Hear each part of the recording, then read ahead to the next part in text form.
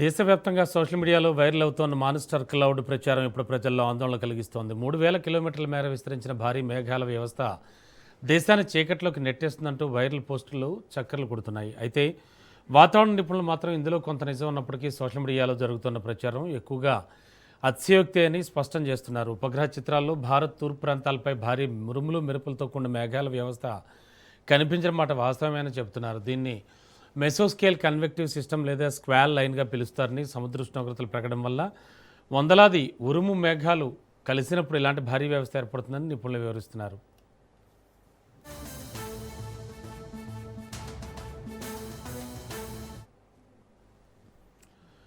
India మీటీరియలాజికల్ department ఇప్పటికే పలు రాష్ట్రాలకు హెచ్చరికలు జారీ చేసింది. ముఖ్యంగా కోల్కతా, పశ్చిమ బెంగాల్ ప్రాంతాల్లో మే 19 రాత్రి నుంచి మే 20 ఉదయం వరకు భారీ వర్షాల ప్రభావం తీవ్రంగా ఉండొచ్చని ఐఎండీ హెచ్చరించింది. కొన్ని ప్రాంతాల్లో అయితే రాత్రికి రాత్రి 200 మిల్లీమీటర్ల వరకు వర్షపాతం నమోదయ్యే అవకాశం ఉందని తెలిపింది.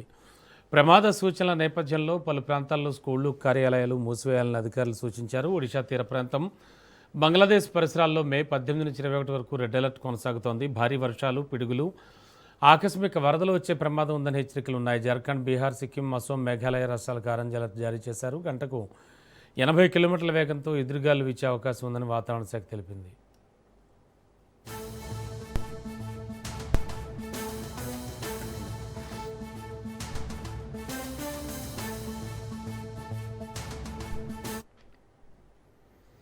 అయితే తెలంగాణ, హైదరాబాద్ ప్రాంతాలకి మాన్స్టర్ క్లౌడ్ వ్యవస్థ నుంచి ప్రత్యక్ష ముప్పు లేదని నిపుణులు స్పష్టం చేస్తున్నారు. ప్రస్తుతం తెలంగాణలో కనబడుతోన్న వాతావరణ మార్పులు సాధారణ ప్రీ మాన్సూన్ ఉరుములు, ఎదురుగాలుల ప్రభావమని చెబుతున్నారు.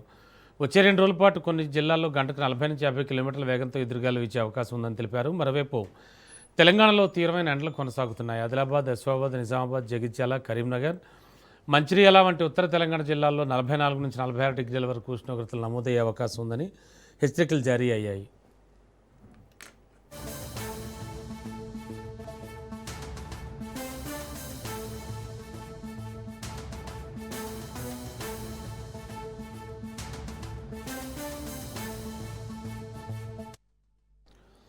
మొత్తానికి సోషల్ మీడియాలో వైరల్ అవుతున్న దేశం మొత్తం చీకట్లోకి వెళుతుంది, సూర్యుడు కనిపించడు, అపోకలిప్స్ వస్తోంది వంటి ప్రచారాలు పూర్తిగా ఫేక్ అని నిపుణులు స్పష్టం చేస్తున్నారు. ప్రజలు అధికారిక వాతావరణ హెచ్చరికలు మాత్రమే నమ్మాలని, సోషల్ మీడియా ప్రచారాలతో భయపడొద్దని సూచిస్తున్నారు.